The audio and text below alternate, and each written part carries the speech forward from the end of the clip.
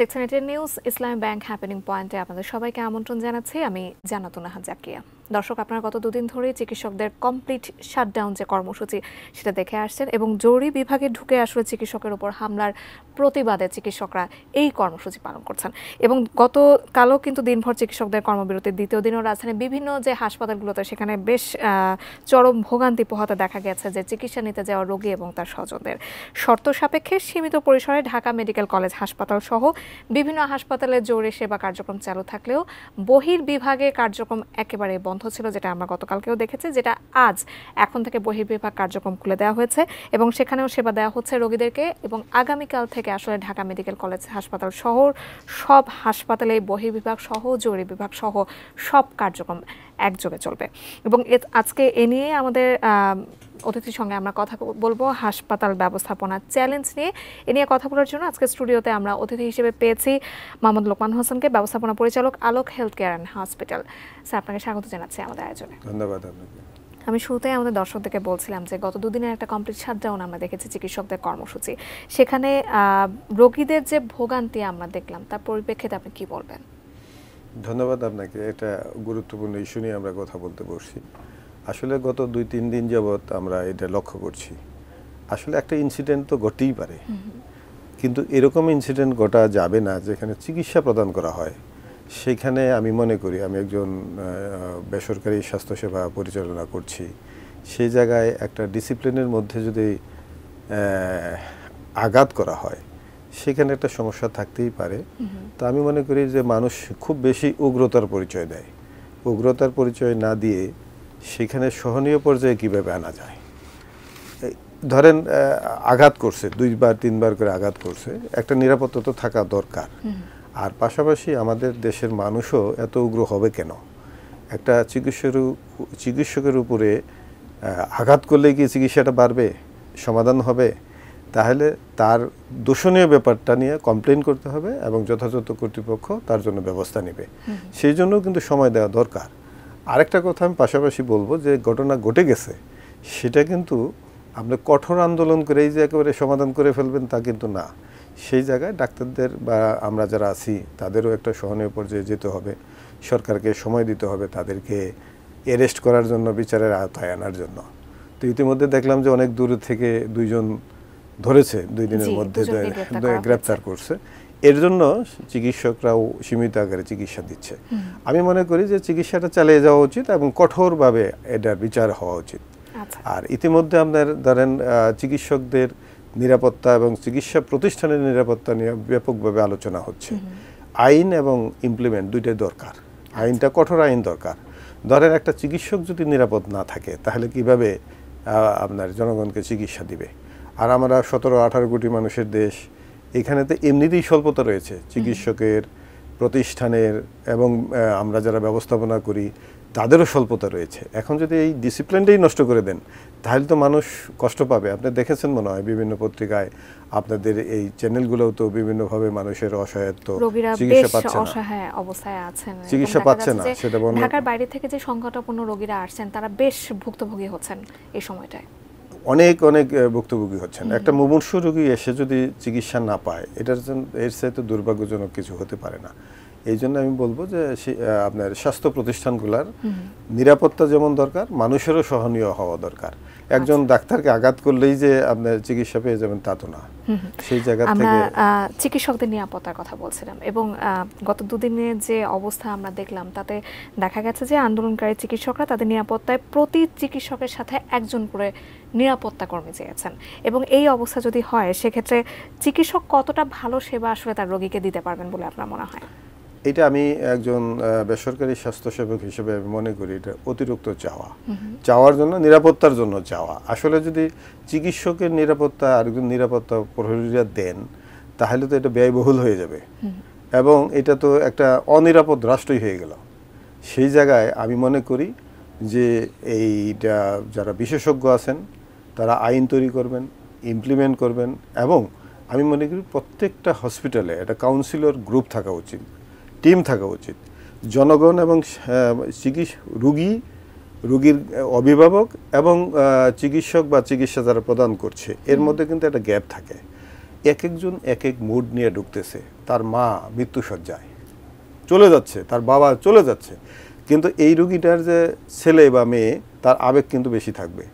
তাকে নিয়ন্ত্রণ করার জন্য, তাকে কাউন্সিলিং করার জন্য লোক থাকতে হবে। নিরাপত্তা কর্মী থাকলেই যে চিকিৎসার মান বাড়বে তা তো না। আসলে এই চিকিৎসাটা আমাকে মানে বোঝাপড়ার জন্য, আপনাকে আমাকে বোঝাপড়ার জন্য মাঝখানে মিডিয়াম্যান অর্থাৎ কাউন্সিলর গ্রুপ থাকা দরকার। সেটা আমাদের হাসপাতালগুলোতে কতটুকু আছে? এইটা আমি আমার হাসপাতালের কথা বলছি। আপনি দেখবেন যে আলোক হাসপাতালে আমরা সবসময় একটা কাউন্সিলর গ্রুপ রাখি। সেটা আমরা ডাক্তারদের রাখি কোঅর্ডিনেটর হিসেবে, আর আমরা যারা ম্যানেজমেন্টের থেকে রাখি পিআরও হিসেবে, পাবলিক রিলেশন অফিসার। একটা রোগী যাওয়ার সাথে সাথেই তার প্রয়োজন অনুযায়ী ব্যবস্থা নেবেন এবং পাশাপাশি কাউন্সিল করতে থাকবেন যে আমার হাসপাতালের ক্যাপাসিটি এই, আপনার রোগীটা এখানে চিকিৎসা সম্ভব, আবার এই হাসপাতালে এটা সম্ভব না। তখন কোনটা সম্ভব না বলবে ডাক্তার, কোঅর্ডিনেটর বলবে যে আমাদের এই ফ্যাসিলিটি আছে, আপনি আপনার বাবাকে, মাকে বা আপনার সন্তানকে আমরা এখানে পূর্ণ চিকিৎসা পাবেন। ধৈর্য ধরে আমরা এই করে আমরা ব্যবস্থা করি, ধৈর্য ধরেন আমরা ব্যবস্থা করছি। আর অথবা এই রোগীটা এতই গুরুত্বপূর্ণ যে আমার হাসপাতালের এই ক্যাপাসিটিটা নাই, তো এই যে বোঝাপড়ার একটা ব্যাপার, মধ্যস্থতা করা, সেই গ্রুপটা থাকা উচিত, যেটা বাংলাদেশে এটা অপ্রতুলতা আছে। শুধু আমার এখানে না, সারা বাংলাদেশেই কম বেশি সরকারি বেসরকারি পর্যায়ে কম আছে যে কাউন্সিলর গ্রুপটা, এটা ডেভেলপ করা উচিত। জরুরি স্বাস্থ্যসেবাকে কিন্তু আসলে হাসপাতালের আয়নাঘর বা আয়না স্বরূপ বলা হয়। আয়নাঘর যদি আমরা বলি এখনকার সময় একটা বিতর্কিত শব্দ হয়ে যায়, তারপর আয়না বলা যায় হাসপাতালের। সেখানে ঢুকে চিকিৎসকের উপরে আসলে যে হামলা, তাতে হাসপাতালের নিরাপত্তা ব্যবস্থা নিয়ে অনেকেই প্রশ্ন করেছেন যে হাসপাতালের নিরাপত্তা ব্যবস্থা তাহলে কোথায় আছে? একজন হাসপাতালের ব্যবস্থাপনা পরিচালক হিসেবে আপনার কাছে যদি জিজ্ঞেস করি যে হাসপাতালগুলোর নিরাপত্তা ব্যবস্থা আসলে কেমন আমাদের এই দেশে? আমি আপনাকে বলি, এটা জরুরি চিকিৎসা কেন্দ্র, মানে জরুরি বিভাগ, একটা ডিপার্টমেন্ট, সেটা দিয়ে শুরু। আপনার এটা ড্রয়িং রুমের মতো, প্রথমেই ঢুকলেন ড্রয়িং রুমটাই পছন্দ হলো না। আসলে ঘটনাটা কি ঘটছে এটা কিন্তু টোটাল তদন্তে বেরিয়ে আসে নাই। তদন্তের দিন আছেন, আসামিদের গ্রেপ্তারের অঙ্গীকার সরকার করেছে, গ্রেপ্তার হচ্ছে। এটা আসলে দেখতে হবে যে জরুরি অবস্থায় ডাক্তারকে অ্যাটাক করবে কেন, ডাক্তার কোন অবস্থায় ছিল সেটাও দেখতে হবে। আবার রোগীর চাওয়া কি ছিল, এটা কি ইন্টেনশনালি কাজ করছে, এটা আসলে প্রয়োজনীয় ব্যবস্থা নিতে হবে। তো আমার কথা হলো যে ডাক্তারের উপরে আক্রমণ করলো, ডাক্তার কি কোনো অসৎ আচরণ করেছে কিনা সেটা আসলে তদন্তাধীন ব্যাপার, এটা সরকার অবস্থায় ব্যবস্থা নেবেন। তবে নিরাপত্তা কর্মী একটা মিনিমাম থাকা উচিত। ধরেন অনেক সময় মারামারি করে আসতে পারে, রোড অ্যাক্সিডেন্ট নিয়ে আসতে পারে, যে কোনো ধরনের দুই দলের সংঘর্ষ হয়ে আসতে পারে, দুই দলই এখানে এসে ঝগড়া লাগাইতে পারে। সেই ক্ষেত্রে ডাক্তার বা অন্যান্য নার্স অন্যান্য আঘাতপ্রাপ্ত হইতে পারে বা মুখোমুখি হইতে পারে, অনেকগুলো ঘটনা আছে কিন্তু। আর পাশাপাশি আমাদের চিকিৎসকরাও কোন অবস্থায় ছিল সেটা দেখতে হবে। তা আমি মনে করি যে একটা জরুরি বিভাগ সবসময় অ্যাটেন্টিভ অবস্থায় থাকতে হবে যতটুকু সক্ষমতা আছে। আর পাশাপাশি এখানে মিনিমাম নিরাপত্তা থাকতে হবে, কারণ অ্যাক্সিডেন্টাল রোগীগুলো কিন্তু এখানেই আসে, সাধারণ রোগী কিন্তু না, অসাধারণ রোগীরা এখানে আসে।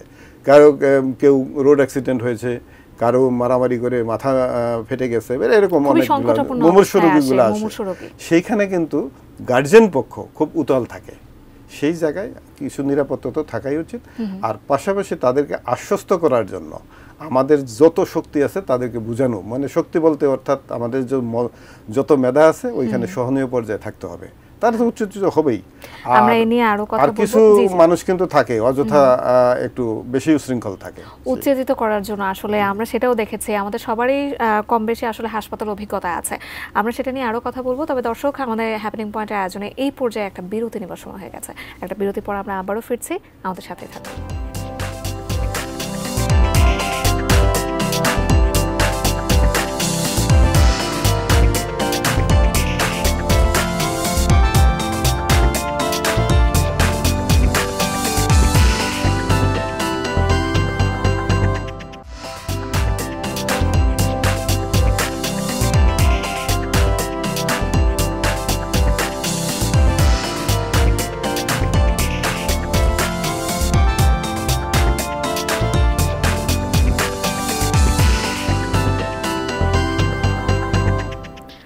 বিরতির পর আরও একবার আমন্ত্রণ জানাচ্ছি আমাদের আজকে হ্যাপেনিং পয়েন্টে, এবং আজকে আমরা হাসপাতাল ব্যবস্থাপনার চ্যালেঞ্জ নিয়ে আমাদের অতিথির সঙ্গে কথা বলছিলাম। আমরা বিরতিতে যাওয়ার এক মুহূর্তে আসলে বলছিলাম যে রোগীরা যখন একজন মুমূর্ষু রোগীকে নিয়ে হাসপাতালে আসেন তখন তাদের খুব স্বাভাবিকই আবেগজনিত একটা অবস্থায় থাকেন, খুবই আবেগপ্রবণ অবস্থায় থাকেন। সেক্ষেত্রে রোগীরা কিন্তু হাসপাতালে এসে সবচেয়ে প্রথমে যেটা চান বা সবচেয়ে বেশি যেটা চান সেটা হচ্ছে ভালো ব্যবহার। এবং রোগীর এবং চিকিৎসক এই দুজনের সম্পর্ক নয়নে হাসপাতাল ব্যবস্থাপনা আসলে কেমন হওয়া উচিত, বাংলাদেশে যদি বলি যারা হাসপাতাল ব্যবস্থাপনা আছেন তারা এই ব্যাপারে কতটা যত্নবান? আপনি নিজেই একজন ব্যবস্থাপনা পরিচালক, আপনার কাছ থেকে যদি জানতে চাই। ধন্যবাদ। এইটা খুব গুরুত্বপূর্ণ একটা অধ্যায়। যেমন ডাক্তার যিনি চিকিৎসা দিবেন উনি কিন্তু ওনার ব্যবহারের সাথে মনোযোগটা খুব দরকার চিকিৎসার জন্য। একজন থার্ড পার্সন থাকা উচিত। যেমন চিকিৎসক তার চিকিৎসাটা বর্ণনা করবে, তার আগে তাকে একটা গার্জেনকে তৈরি করতে হবে। গার্জেন তো খুব বেশি উতলা, আর অ্যাক্সিডেন্টাল রোগী হোক, মুমূর্ষু রোগী হোক, জরুরি অবস্থায় কে আসে? জরুরি অবস্থা থেকে মুমূর্ষু রোগী যে কোনোভাবেই ধরেন, হয় পেট ব্যথা, না হলে ডায়রিয়া, নয় ভমিটিং, আর বেশিরভাগ আসে অ্যাক্সিডেন্টাল রোগী। তো সেই রোগীগুলা তো রোগী তো আনকনশাস থাকে বা মৃত্যুপ্রায় থাকে, পাশাপাশি থাকে কিছু গার্জিয়ান। সেখানে যদি বন্ধুবান্ধব হয় আর যদি একটু বোঝাপড়ার কমতি থাকে, তারা ওই ডাক্তার কথা বলবে না চিকিৎসা দিবে, সেই জায়গায় যদি লোকবল কম হয় ঝামেলা।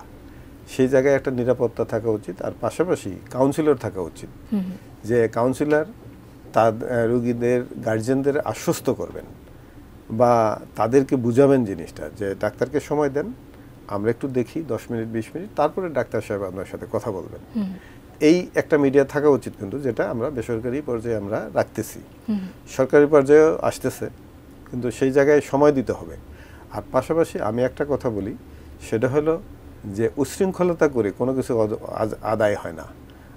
আমরা যারা স্বাস্থ্যসেবা দিচ্ছি তাদেরও যেমন সহনীয় হইতে হবে, পাশাপাশি যারা স্বাস্থ্যসেবা নিচ্ছি সেটা সরকারি হোক বেসরকারি হোক, আমাদের বোধগম্যতায় যেতে হবে। আর আরেকটা জিনিস যেটা, ডাক্তারদেরও সেই মোডে থাকতে হবে। তা আপনি জানেন যে আমাদের দেশের ডাক্তার থেকে শুরু করে সকলের ব্যবহার খারাপ না, দিন দিন ভালো হচ্ছে। আপনি যদি 10 বছর 20 বছর 30 বছর আগেকার কথা চিন্তা করেন, এখন কিন্তু অনেকটা পরিবর্তন হয়েছে, পরিবর্তন হচ্ছে। তো মাত্রাটা আরো বাড়া উচিত ব্যবহারের দিকটা। এটা কিন্তু কথাই আছে যে চিকিৎসকের ব্যবহারে কিন্তু অর্ধেক রোগই ভালো হয়েছে। আপনি দেখেন WHO কিন্তু বলে একজন ডাক্তারের সাথে অনেক লোক কাজ করে। তো সেই জায়গায় আমাদের তো কমতি আছেই, কাউন্সিলরের সংখ্যা কম আছে, নার্সের সংখ্যা কম থাকে, অন্যান্য কলা কৌশলী কম থাকে, অপ্রতুলতা থাকে, এবং নিরাপত্তারও ইদানিং আমরা যেটা বলছি যে চিকিৎসকরা একজন করে সিকিউরিটি চেয়েছেন, এটা খুব ব্যয়বহুল হয়ে যাবে। তবে আমরা ডিপার্টমেন্টকে সিকিউর করতে পারি। আর সবচেয়ে বড় ব্যাপার হলো আমরা সারা দেশের নেশনকে কাউন্সিলিং করে ডেভেলপ করতে হবে, যে না, আমরা তোমাদের চিকিৎসা দিব, আমরা তোমাদের আইনি সহায়তা দেব, আমরা তোমাদের নিরাপত্তা দেব, আমরা তোমাদের খাদ্য দেব, তোমরা সহনীয় হও। আর সেই জায়গায় আমরা যে ডিপার্টমেন্টেই যে কাজ করি না কেন, প্রত্যেকেরই একটা অ্যাটিটিউড ভালো থাকতে হবে, যে ফিজিক্যাল যে একটা ব্যবহার, মুখের ব্যবহার, সব কিছু এগুলো কিন্তু থাকতে হবে। কিন্তু আমরা যদি বলছি দান করতেছি, দয়া করতেছি, সেটার থেকে বেরিয়ে যেতে হবে। সেই জায়গায় ভুল বুঝাবুঝির অবসান অনেক হতে পারে। আপনি আলোক হেলথ কেয়ার অ্যান্ড হসপিটালের ব্যবস্থাপনা পরিচালক হিসেবে আছেন, হাসপাতাল ব্যবস্থাপনা এই মুহূর্তে সংকট বা চ্যালেঞ্জগুলো আসলে কি? এটা তো আছেই, আমার বহুমুখী চ্যালেঞ্জগুলো আছে।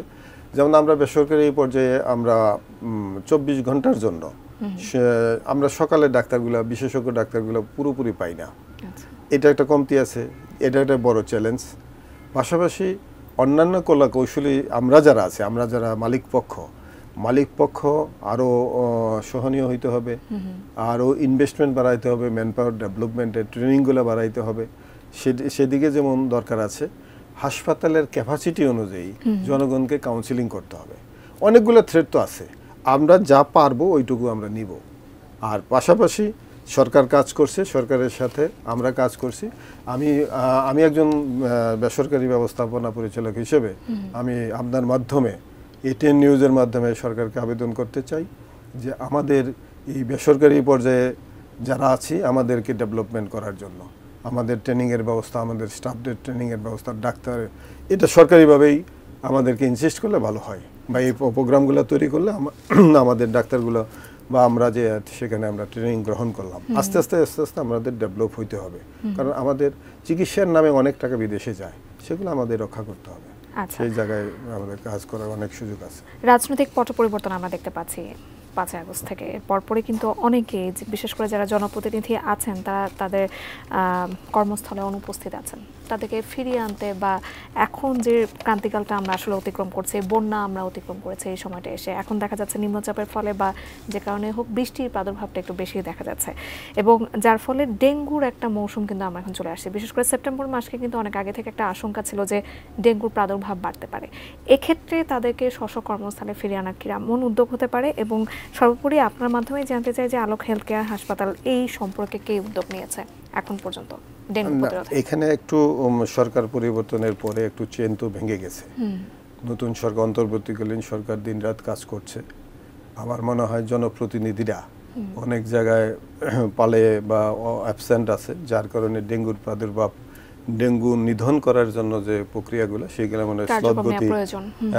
মানে স্লথগতি আসার কারণে ইদানিং কিন্তু ডেঙ্গু কয়েকদিন যাবৎ কিন্তু ডেঙ্গুর সংখ্যা বাড়তেছে এবং মৃত্যুর সংখ্যাও বাড়তেছে। সেই জায়গায় আমাদের অন্তর্বর্তীকালীন সরকার চেষ্টা করছে। পাশাপাশি আমরা সাধারণ জনগণ যদি একটু সচেতন হই, আর আমাদের কপালও খারাপ, এই সরকার পরিবর্তনের পরপরই একটা মহামারী বন্যা হয়ে গেল। এই জায়গায় একটু খাপছাড়া হয়েছে, আমি মনে হয় যে এটা কাটিয়ে উঠবো। আর পাশাপাশি বিশেষজ্ঞরা বলতেছে যে সেপ্টেম্বর মাসটা ডেঙ্গুর প্রাদুর্ভাবটা দেখা দিতে পারে। সেই জায়গায় যে যারা সিটি কর্পোরেশন এবং বাংলাদেশের সকল জনপ্রতিনিধিরা যদি তাদের নেতৃত্ব বিকশিত করে এবং প্রশাসন বিকশিত করলে ডেঙ্গু নিধন হলে এটার থেকে আমরা বাঁচতে পারবো। আর পাশাপাশি আমরা যারা বেসরকারি পর্যায়ে আছি এবং সাধারণ জনগণ আছে, আমরা আশেপাশে পরিষ্কার রাখতে পারলে ডেঙ্গুর প্রাদুর্ভাবটা কমে যাবে। সেই বিষয়ে নিশ্চয়ই সবাই সচেতন হবে। চিকিৎসা নিয়ে যে আমরা কাজ করছি, আমাদের আরো শিক্ষা দরকার, আমাদের আরো বিহেভিয়ার ভালো করা দরকার। আর যতটুকু আমরা করতে পারবো ওইটুকু যদি জনগণকে বুঝাই, আমরা সহনীয় পর্যায়ে থাকি, স্মাইলিং থাকি, মোট কথা হলো যে আমাদের ব্যবহারটা যেন আরো ভালো হয়, অবশ্যই সেই পরিবেশে নিশ্চয়ই অনেকটা পরিবর্তন আসবে। থেকে কিন্তু আমাদের যে ইনসিডেন্টগুলো ঘটতেছে এই ইনসিডেন্টগুলো ঘটবে না। আর কিছু কুচক্রি মহল তো থাকতেই পারে যে ইন্টেনশনালি একটা জায়গায় একটা ইচ্ছাকৃতভাবে গন্ডগোল করা, সেই জায়গা থেকে হয়তো সেটা অনেকটা কমিয়ে আনা যাবে। অসংখ্য ধন্যবাদ। আমাদের আয়োজন একেবারে শেষ পর্যায়ে আমরা চলে এসেছি। ধন্যবাদ আজকের আয়োজনে যুক্ত হওয়ার জন্য। আপনাকে ধন্যবাদ, এটিএন নিউজকে ধন্যবাদ আমাকে সুযোগ দেওয়ার জন্য। ধন্যবাদ। দর্শক, আজকে আমরা কথা বলছিলাম হাসপাতালের ব্যবস্থাপনার চ্যালেঞ্জ নিয়ে এবং এক নিয়ে কথা বলার জন্য লোকমান হোসেন, ব্যবস্থাপনা পরিচালক, Alok health care and hospital থেকে আমাদের সঙ্গে আজকে উপস্থিত ছিলেন। এবং আমরা এই শেষ পর্যায়ে আশা করব যে রোগী এবং চিকিৎসক যারা আছেন তাদের দুপক্ষেই আসলে সহিষ্ণুতার পরিমাণ আসলে বৃদ্ধি পাবে এবং এই আশা রেখে আজকে হ্যাপেনিং পয়েন্ট এখানে শেষ করছি। অন্য কোনো দিন আবার আপনাদের সামনে চলে আসবো। সেই পর্যন্ত নিশ্চয়ই এটিএন নিউজের সঙ্গে থাকবেন। ধন্যবাদ।